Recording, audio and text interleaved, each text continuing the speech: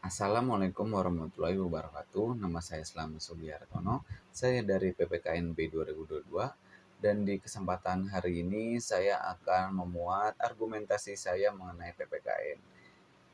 Jadi awalnya pada tahun 1959 pada Dekret Presiden 5 Juli 1959, pelajaran kewarganegaraan menjadi civic. Di dalamnya itu mengajarkan terkait kebangkitan nasional, Undang-Undang Dasar 1945, pidato kenegaraan Presiden yang diarahkan untuk nation and character building. Pada masa ini, pelajaran sipik lebih menekankan pada aspek kognitif dan lebih bersifat indoktrinasi. Lalu pada tahun 1962, civic diubah menjadi kewargaan negara yang menghasilkan dua istilah yaitu civic dan kewargaan negara. Civic itu lebih mengajarkan tentang sejarah perjuangan Indonesia yang orientasinya itu pada doktrinasi. Dan kewargaan negara mengajarkan tentang kesadaran hidup bernegara dengan status sebagai penanggung hak dan kewajiban. Pada tahun 1966, pergantian rezim ke Soekarno ke Soeharto terjadi dinamika dan perkembangan civic paling banyak terjadi. Melalui TAP MPRS, civic memuat Pancasila di dalamnya dan penamaannya diganti menjadi kewarganegaraan. Untuk SMP meliputi sejarah kebangsaan, kejadian setelah kemerdekaan, Undang-Undang Dasar 1945, Pancasila, dan ketetapan MPRS. Dan untuk sekolah menengah atas atau SMA, lebih menekankan pada uraian pasal-pasal dalam Undang-Undang 1945 yang dihubungkan dengan tata negara, sejarah, ilmu bumi, dan ekonomi. Perubahan nama pendidikan kewarganegaraan menjadi Pendidikan Moral Pancasila atau disingkat PMP dikonotasikan oleh beberapa pihak hanya dapat mencapai ke dimensi moral saja, pada substansi Pancasila sebenarnya sangat luas, mengandung dimensi nilai, moral, dan norma, dan terakhir terjadi perubahan dari PMP menjadi PPKN. Setelah kita lihat dari perkembangan pendidikan kewarganegaraan Indonesia, hanya terjadi perubahan nomenklaturnya saja. Namun isi dan tujuan dari pendidikan sama, yaitu membentuk warga negara yang memiliki kesadaran akan negaranya, terutama pemuda yang mengenyam pendidikan layak daripada generasi sebelumnya, serta membentuk good citizen atau warga negara yang baik, yang berdasarkan pada nilai-nilai Pancasila. Karakter yang menjiwai Pancasila merupakan dasar negara Republik Indonesia yang terdiri dari 5 nilai, yaitu bangsa yang religius, bangsa yang menjunjung tinggi nilai kemanusiaan, bangsa yang menjunjung tinggi nilai persatuan, bangsa yang mengedepankan demokrasi yang berdasarkan kepribadian bangsa, dan bangsa yang menjunjung tinggi nilai keadilan.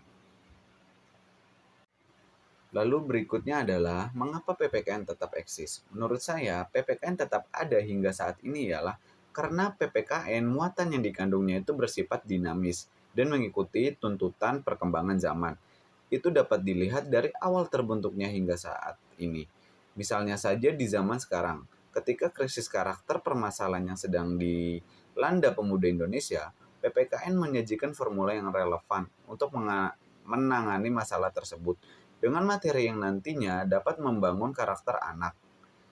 Harus memiliki 4 kompetensi, yaitu pedagogik, profesional, kepribadian, dan sosial. Dan hanya itu, PPKN di zaman sekarang adalah suatu pemersatu dari perbedaan-perbedaan yang ada di masyarakat Indonesia. Melalui PPKN, bangsa Indonesia yang majemuk dapat hidup bersamaan, damai, dan aman. Berikutnya adalah masalah yang harus diselesaikan PPKN.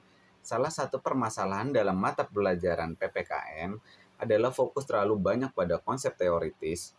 Ini berarti siswa lebih banyak tentang konsep dan teori terkait Pancasila, konstitusi, sejarah negara, dan aspek-aspek lainnya. Dampak dari pendekatan yang terlalu teoritis adalah sebagai berikut. Yang pertama itu minimnya pemahaman yang praktis.